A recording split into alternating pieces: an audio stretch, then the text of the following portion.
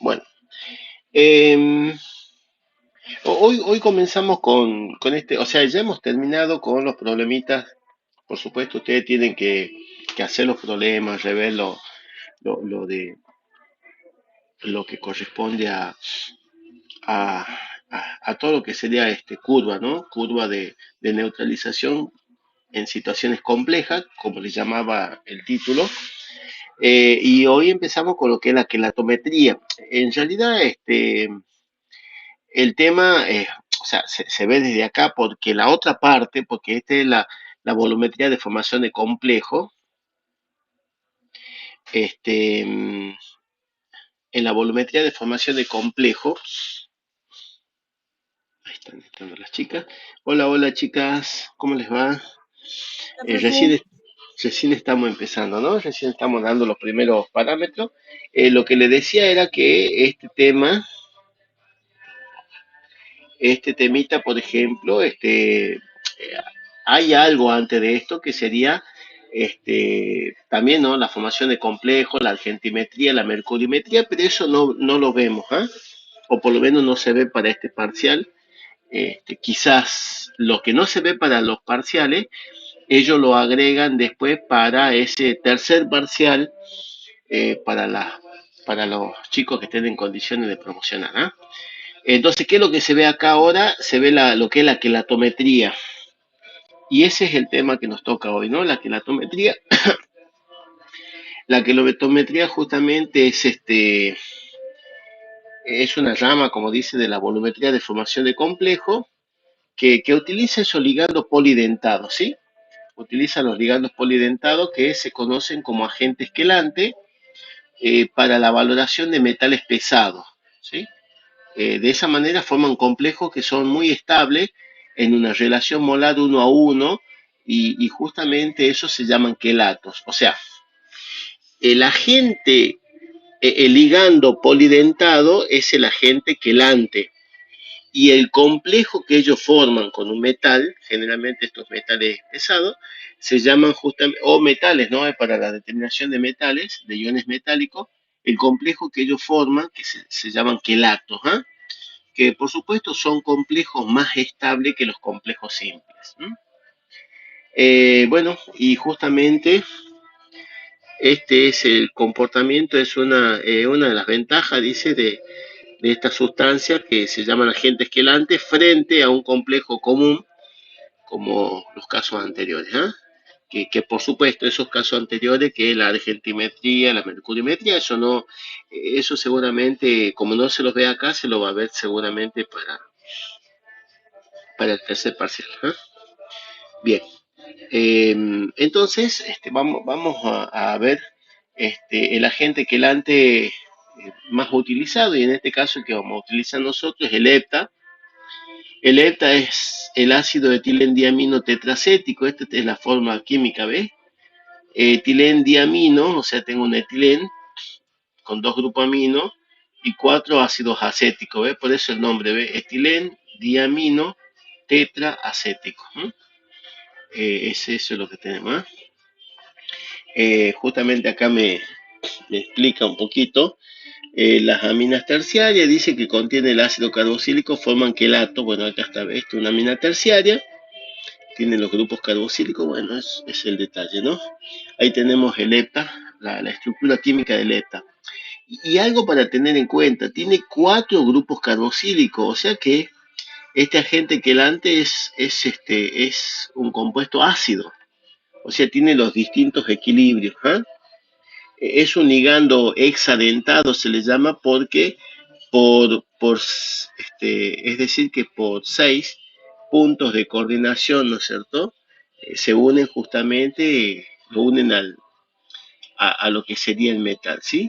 Eh, Justamente, 2 puntos de coordinación son los nitrógenos, esos pares de electrones no compartidos, y los otros cuatro serían los grupos carboxílicos que tenemos.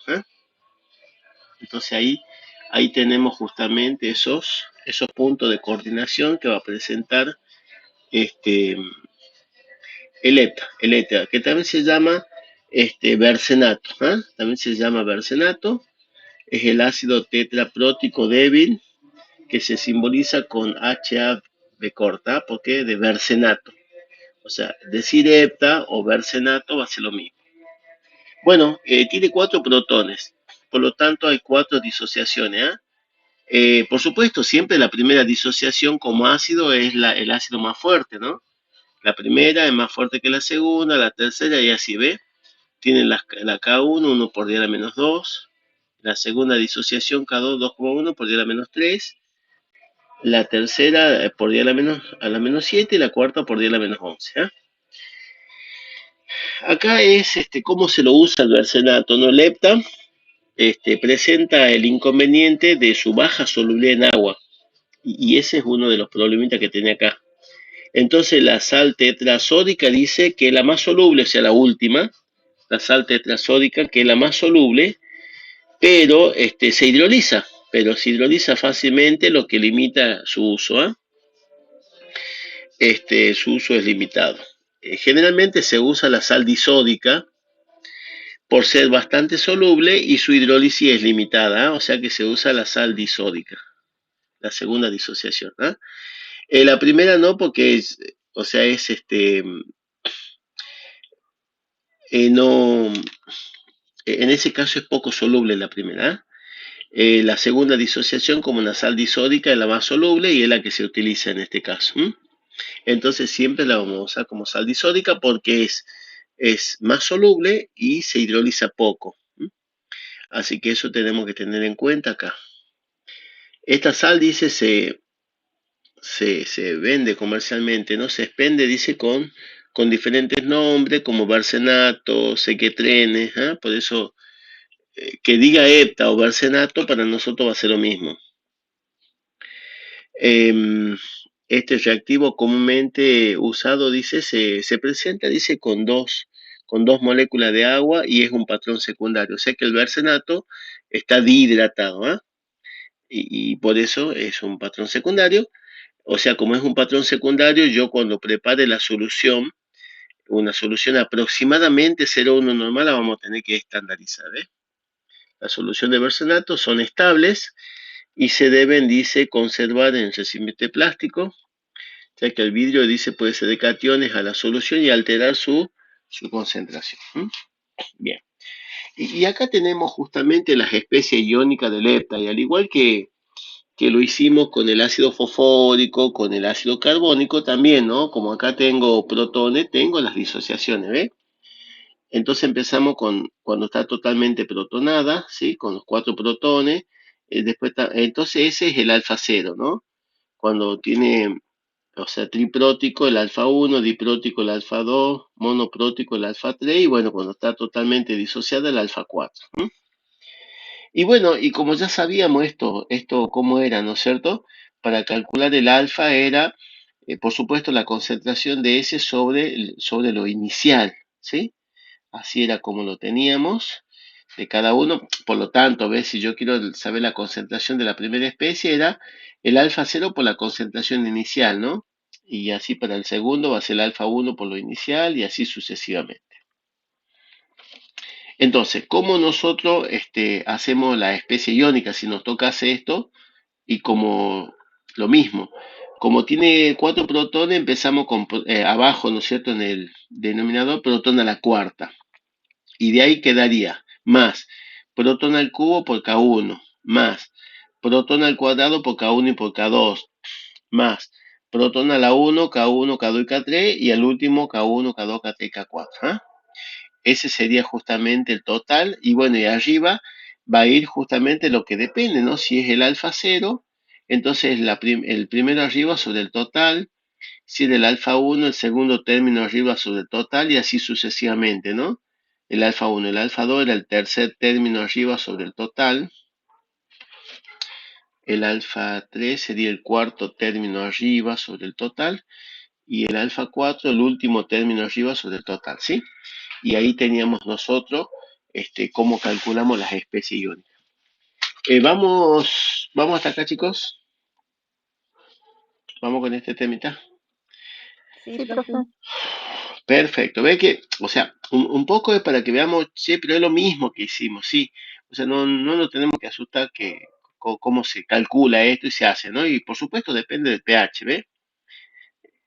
Como dice, ¿no? Para calcular la concentración de la cuarta especie, por dar un ejemplo, se aplica la fórmula, ¿no es cierto? El alfa 4 por lo inicial que ponemos del hepta.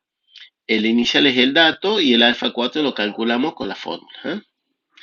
Y bueno, y acá tenemos una esquemita que nos muestra justamente cómo varían, ¿no es cierto?, las distintas especies iónicas del hepta justamente según el pH de media, ¿eh? Acá hay como una superposición de algunos, ¿ves? Acá tengo, miren, este es el bersenato. Por supuesto, si un medio está totalmente ácido, lo tengo justamente totalmente protonado, el bersenato. Este sería, a ver, sí, si estoy a un pH un poquito mayor de 2, fíjese, ¿no? Un pH 2 y algo. Fíjense en que ahí tengo tres especies, ¿eh? Lo tengo o sea, en mayor proporción, por supuesto, ¿no? Lo tengo al tetraprótico, lo tengo al triprótico, las mismas no, el diprótico, el tetraprótico, el diprótico, y el triprótico es el que más concentrado está, ¿no?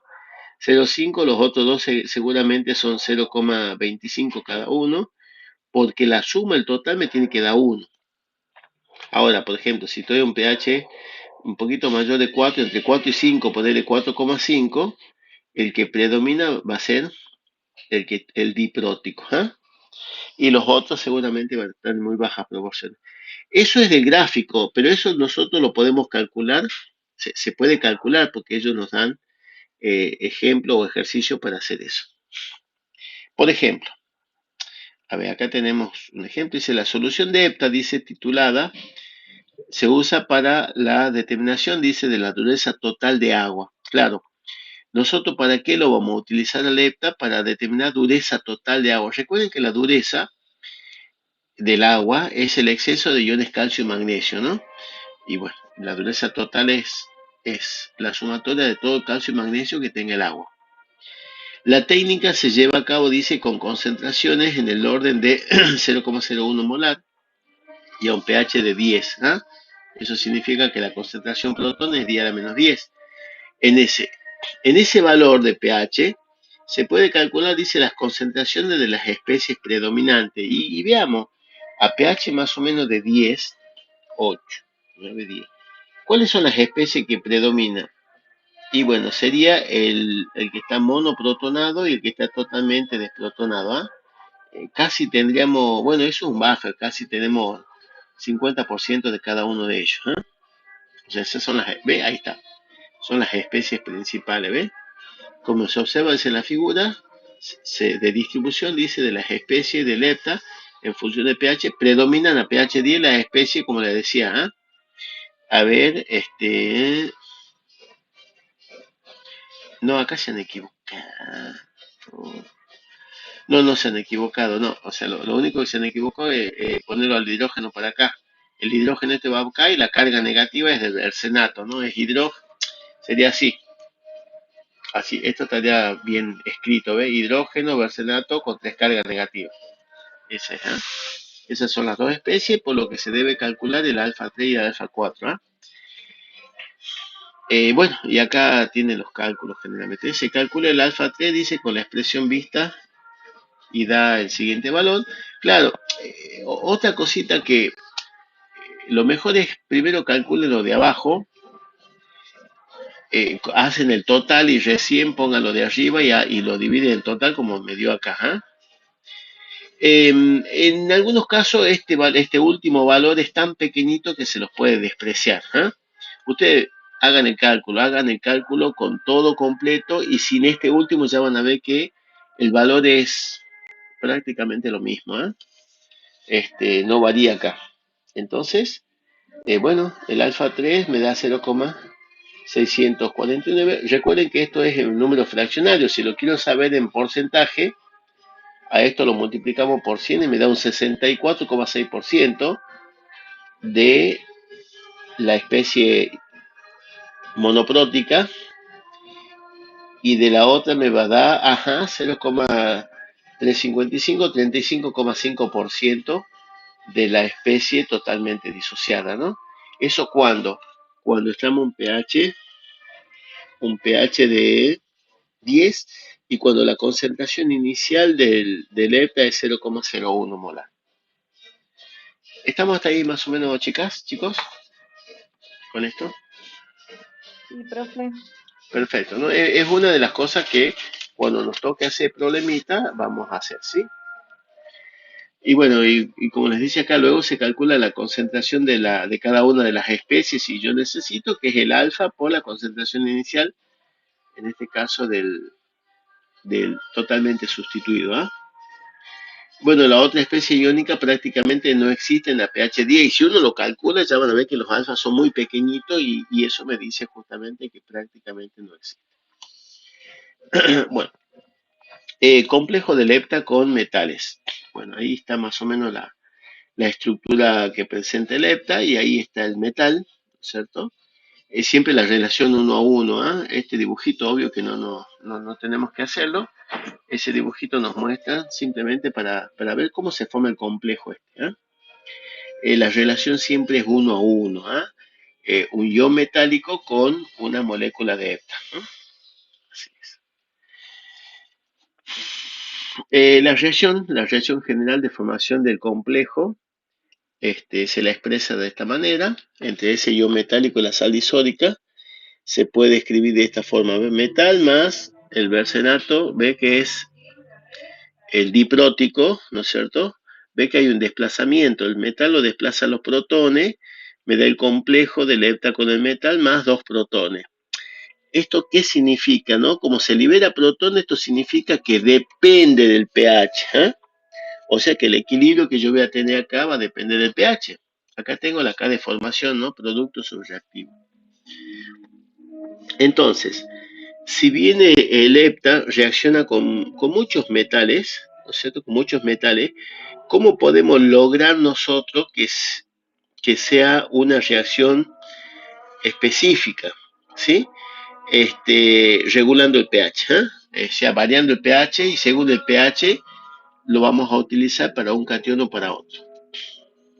Dice, en base a esta reacción y por la presencia de protón, dice en los productos, se observa, dice que la estabilidad del complejo formado está ligado al pH del medio, ¿eh? Bueno, un poco lo que le decía. A ver, veamos. Cuanto mayor si yo aumento la concentración protón por leche arterial, el equilibrio se desplaza hacia los reactivos. Eso significa que a mayor concentración protón, menor va a ser la estabilidad del complejo, ¿no? Un aumento de la concentración protón, o lo que es lo mismo, una disminución de pH, me genera una disociación del complejo, ¿ah? Y ahí está el tema, ¿no? O sea que depende de la estabilidad del complejo que se vea afectado por el pH, ¿ah? Los que tienen una K de formación baja, ¿sí? O sea que son poco estables, una pequeña variación de pH o un aumento de la concentración protón, ahí nomás se disocia, ¿eh? Y ya vamos a ver cuáles son. Pero hay algunos complejos que son muy estables, son tan estables que el pH no lo afecta, ¿eh? O sea, puede estar en un medio muy ácido y no lo afecta. Y eso es lo que me va a explicar acá. Se puede escribir, dice, la expresión de la constante de inestabilidad, claro, esa es la K de formación, la inversa de la K de formación de la K de formación es 1 sobre la K de inestabilidad, ¿eh? Si nosotros aplicamos el logaritmo de la K de formación va a ser igual al menos logaritmo de la K de inestabilidad, eso me da pKi, ¿sí? Entonces, a menor KI, o sea, si menor es KI, quiere decir que más estable es el complejo, ¿no? Cuanto menor sea KI, mayor va a ser el pKi, y eso significa que más estable es el complejo. Se observa que a mayor pKi, mayor es la estabilidad del complejo, ¿eh? Y ahí está. Acá me dan un cuadrito de PKI, ¿no es cierto?, con distintos metales con el lepta, ¿sí? Está el magnesio 8,8, calcio 10,7, zinc 16,3. Recordemos que cuanto mayor sea el PKI, más estable el complejo, ¿no? O sea que los dos primeros son bajos, o sea que son inestables. Con el cadmio 16,5, cobre 18, tanto, hierro más 3, 25,1, con el con el torio 23,2. ¿Ah? Entonces estos últimos, como tienen un pKi más grande, son más estables, ¿sí? O sea, quiere decir que están menos afectados por el pH. Y es lo que me explica acá.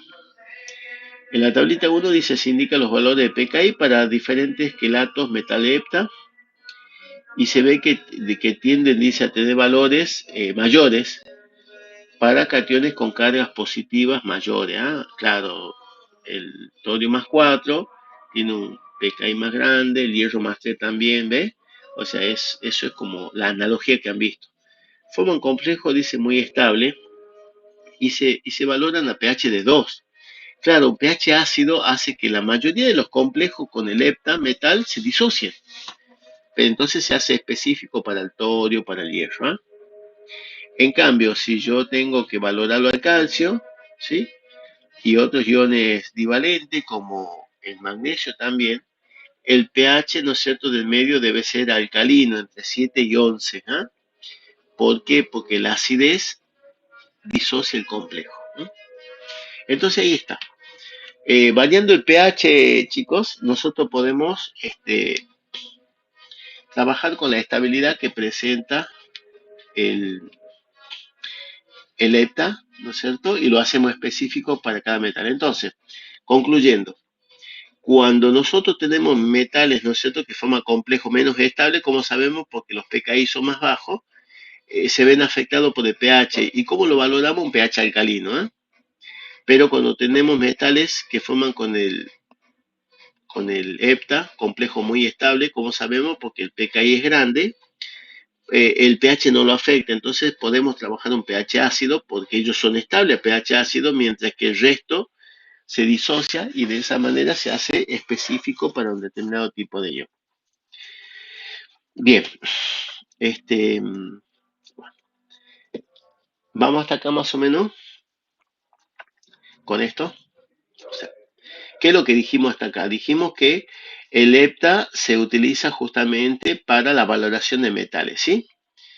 Y para eso tenemos que saber a qué pH vamos a trabajar, ¿sí? Así, por ejemplo, si trabajamos con el magnesio y con el calcio, se trabaja un pH alcalino entre 7 y 11, porque esos complejos son inestables, son bastante inestables, ¿eh? Y lo afecta el pH. En cambio, cuando trabajamos con metales cuyos complejos son bastante estables, como el hierro más 3, el torio más 4, entonces se trabaja un pH ácido con un pH de 2, donde la mayoría de los iones metálicos con el hepta se disocian, o sea, no se forma el complejo y ellos sí. Bueno, eso es hasta acá. Pero bueno, ahora tenemos que ver cómo vemos nosotros el punto final.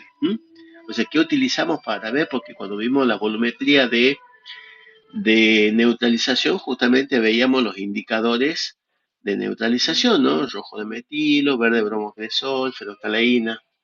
Bueno, acá también nosotros en la quelatometría también tenemos indicadores para las valoraciones con EPTA. ¿Ah? Se llaman indicadores metalocrómicos. O sea, son indicadores, o sea, son sustancias orgánicas complejas que por supuesto lo acomplejan al metal y cambian de color según si están con metal o no están con metal. ¿Ah? O sea que se usa esa propiedad. Por supuesto, el complejo metal indicador es poco estable. ¿Ah? Es poco estable. Bueno, y son los indicadores metalocrómicos. Se llama metalocrómico porque el metal hace cambiar el color. ¿Ah? Básicamente por eso. O sea que cuando está libre, el indicador tiene un color 1 y cuando está formando complejo con el metal tiene un color 2. ¿Ah? Es decir que si yo tengo el metal en el Erlenmeyer y le agrego el indicador, por supuesto va a tomar el color 2. Ahora cuando yo hago una valoración directa, quiere decir que desde la bureta agregue el hepta, por supuesto el hepta primero reacciona con el metal libre. Cuando se acaba el metal libre, ahí es donde va y reacciona con el metal indicador, lo desplaza y el indicador se libera y cambia de color, ¿no? Y eso es el punto final. O sea que una valoración directa es así, chicos, ¿sí? Primeramente yo en el LML tengo la muestra, que es el metal que quiero analizar. Ahí le agrego el indicador, ¿sí? El indicador tiene un color 1, o sea, tiene un color primero, ¿ah? Cuando está solito. Pero cuando se combina con el metal cambia de color, ¿ah? Y pasa un color 2. Bueno, y ese es el color que tiene la solución antes de comenzar la valoración. Ahora agregamos desde la bureta, le agregamos el hepta. ¿Con quién reacciona primero el hepta? O sea, no lo dice acá, pero en otra parte lo aclara, ¿no? Reacciona primero con el metal libre, ¿sí? Y cuando ya se acaba el metal libre, recién reacciona con lo que está con metal indicador y lo desplaza al indicador porque el hepta forma un complejo más estable con el metal. O sea que al desplazarlo, el indicador vuelve al color inicial y ese es el punto final. Vamos hasta acá, chicas, chicos. ¿Se va Sí, profe. entendiendo esto? Muy bien, perfecto.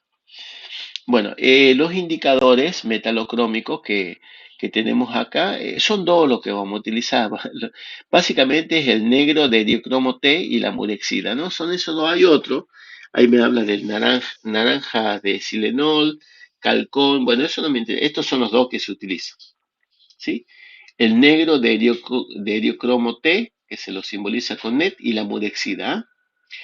El negro de diocromo T para saber dureza total y la mudecida para saber la dureza cálcica, pero eso ya lo vamos a ver, ¿ah? Eso es lo que se va a ver también en la parte del laboratorio. Acá estamos viendo los parámetros teóricos, ya mañana analizamos el laboratorio. Bueno, negro de diocromo T, bueno, el NET que se le llama, también es triprótico, también es un indicador, o sea, no solamente es un agente complejante, sino que también tiene protones en su estructura, o sea que se puede comportar como ácido y tiene tres protones, o sea, por lo tanto tiene tres disociaciones. ¿Eh? Y justamente todo depende del pH en el cual se encuentra, cuáles predomina. Así, por ejemplo, ¿ve?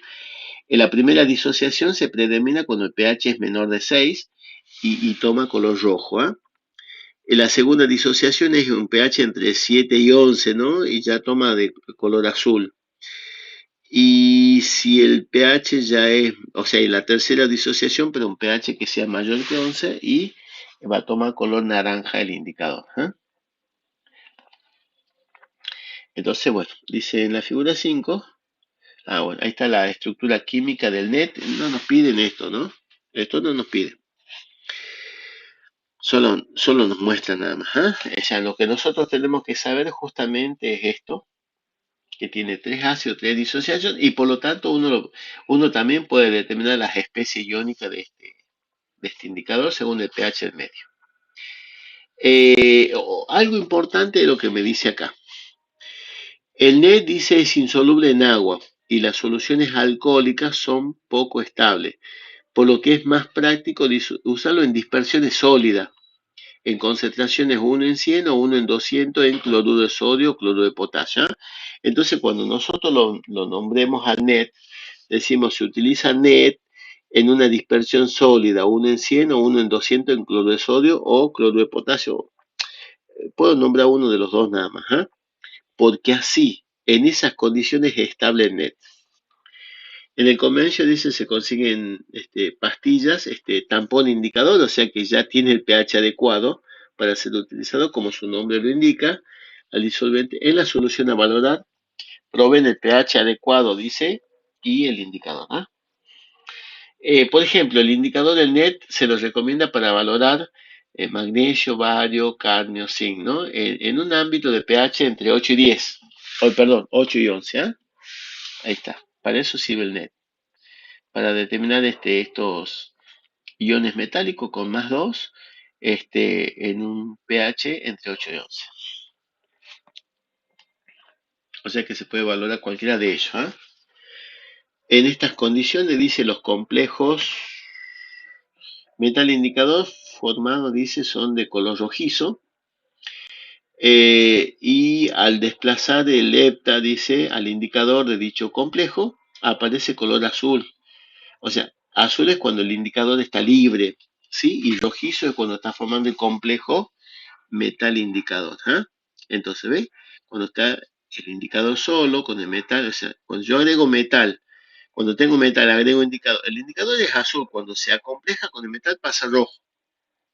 Ahora, cuando yo agrego el hepta, acá me está explicando, el hepta reacciona primero con el metal libre. El bercenato que el hepta reacciona con el metal libre, forma el complejo. Cuando se acaba el metal libre, ahora el hepta reacciona con el metal indicador y lo desplaza al indicador, ¿no? Entonces él forma el complejo con el metal y el indicador se libera, pasa de rojo a azul, punto final. Así es como se observa el punto final. Ah, y acá me muestra el tema de las especies iónicas. También, ¿vieron? Hacemos, como yo ya les explicaba, ¿no? La que está totalmente protonada, el alfa 0, la primera disociación el alfa 1, la segunda el alfa 2 y la tercera el alfa 3. Bueno, ahí me ponen incluso los colores, ¿ah? Y yo puedo determinar las concentraciones de cualquiera de las especies según el pH del medio, por supuesto. Medio ácido predominan las primeras dos especies, ¿no? Y ya en un medio un poco más alcalino predominan las otras dos. Dice, como se observa, dicen los equilibrios de disociación del NET, la primera disociación es fuerte, por lo que el valor, dice la constante de equilibrio, se toma igual a 1 y no aparece en la fórmula, dice, correspondiente para calcular el alfa. ¿Eh? O sea, claro, esta es la que es, como es un ácido fuerte, está totalmente disociada. Bueno, acá tenemos, bueno, K1 igual a 1, ¿eh? Dice, ejemplo, calcular la concentración de las formas predominantes del NET a pH 10, considerando, dice, una concentración usada, dice, del indicador igual a 10 a la menos 2 molar, ¿sí? Bueno, y ahí me da, ¿no? K1 igual a 1, o sea, diciéndome que la primera disociación es un ácido fuerte, K2 es 5 por 10 a la menos 7 y K3 2,5 por 10 a la menos 12. ¿Eh? Y dice, considerando una concentración, dice, se debe calcular alfa 2 y alfa 3. ¿Eh?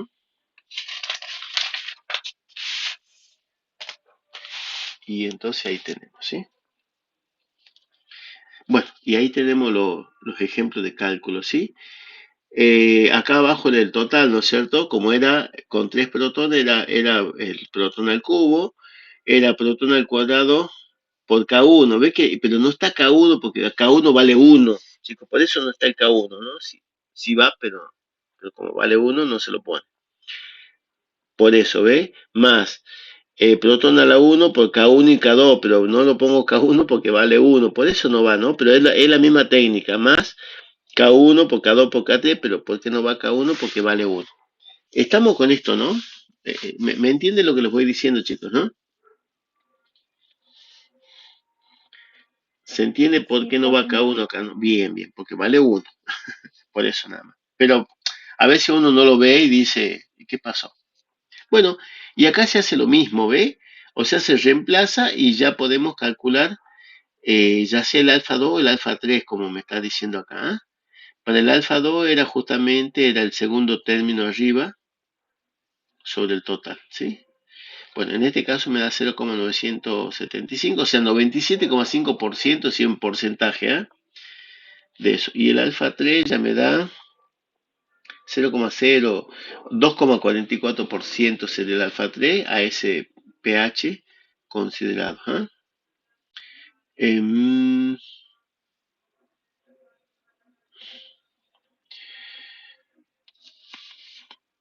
un pH de 10 será porque veo que la concentración, ¿ve? Un pH de 10. Como es 10 a la menos 10, pH de 10. No, a pH de 10 predomina justamente la segunda disociación y no la última. ¿Mm? Eso lo estamos viendo en los alfa. Y bueno, y de ahí después calculamos las concentraciones de cada uno. Entonces me está diciendo, ¿ve? Que esta especie es 40 veces mayor que la especie totalmente disociada. ¿No? Bien. Bueno, y acá ya viene la técnica. Técnica dice de valoración con EPTA e indicadores metalocrómicos. Bueno, tenemos lo que es la valoración directa, ¿sí? Valoración directa. Por supuesto, en ese caso el catión, ¿no es cierto?, se coloca en el Ermeyer y el valorante es la solución de hepta, justamente se agrega desde la bureta, ¿sí?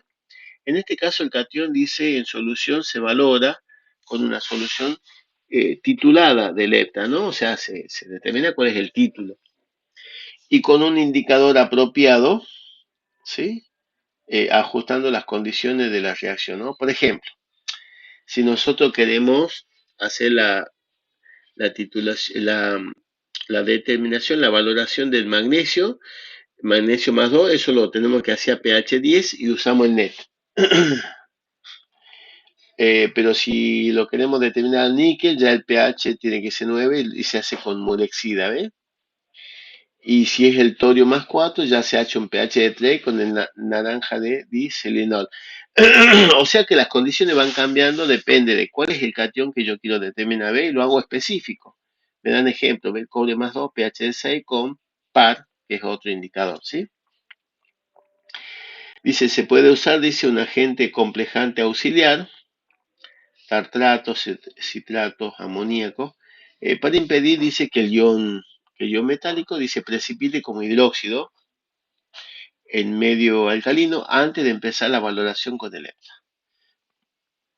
La concentración de los iones metálicos se expresan en partes por millón o miligramos por litro a la menos 1, miligramos por litro, ¿eh? Básicamente. Se calcula, dice, con la siguiente expresión, o sea que esta es la formulita que usamos, ¿no?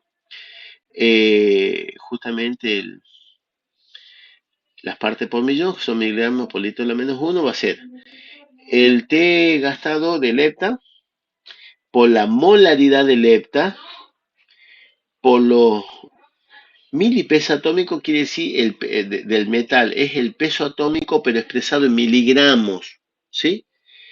Que en sí es el mismo peso atómico, chicos, es el peso atómico, qué sé yo, por ejemplo, el peso atómico del calcio es 40.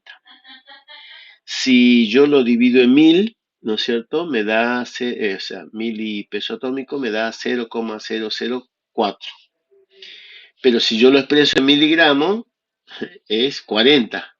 El 0,004 es 40. O sea que básicamente lo que nosotros colocamos acá es el peso atómico de ese metal, pero expresado en miligramos, ¿eh?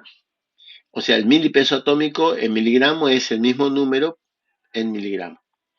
En el caso del calcio va a ser 40 y así, ¿no? De cada metal va a tener su valor. Por 1000 sobre volumen de la pipeta. Y acá tenemos un ejemplo de cálculo. Y hasta acá lo vamos a ver, chicos. ¿Eh? Dice, vamos al primer ejemplo y ya mañana vemos lo que es la dureza en agua, que es lo que corresponde justamente al práctico. Por ejemplo, dice 25 mililitros de una solución de zinc más 2 reaccionan con 15 mililitros de una solución de hepta, cuyo título es igual a 1,200 miligramos, ¿sí?, de carbonato de calcio por mililitro de hepta. ¿Eh? Ese es el título, ¿no? Con un indicador y un medio adecuado. Bueno, no me dice cuál es el indicador, pero bueno, por supuesto se usó un indicador, ¿sí? Calcular los miligramos de zinc más 2 presente en la muestra y la concentración de miligramos por litro de menos 1. ¿Eh? Me da el peso atómico del zinc 65,4. Entonces, ¿cómo calculo los miligramos? Es la misma fórmula, nada más que no ponemos lo último, ¿ah? 100 sobre volumen de pipeta, o sea que es la misma fórmula, pero 100 sobre volumen de pipeta, ¿no ves? O sea que es el volumen gastado del hepta en mililitros, la molaridad del hepta y el peso atómico del zinc, así como está. Por supuesto, es así porque es el milipeso atómico en miligramos, me da el mismo numerito, ¿ah? Entonces, simplemente reemplazamos y lo que calculamos es en miligramos, ¿no? En este ejemplo, 11,77 miligramos. Si yo quiero sacar las partes por millón, claro, partes por millón, como me pide acá, se agrega el 100 sobre volumen de pipeta. O sea, es lo mismo, pero, perdón, 1000 sobre volumen de pipeta. Y me dio 470,8 partes por millón. Bien, estamos hasta acá más o menos, chicas, chicos, con este temita.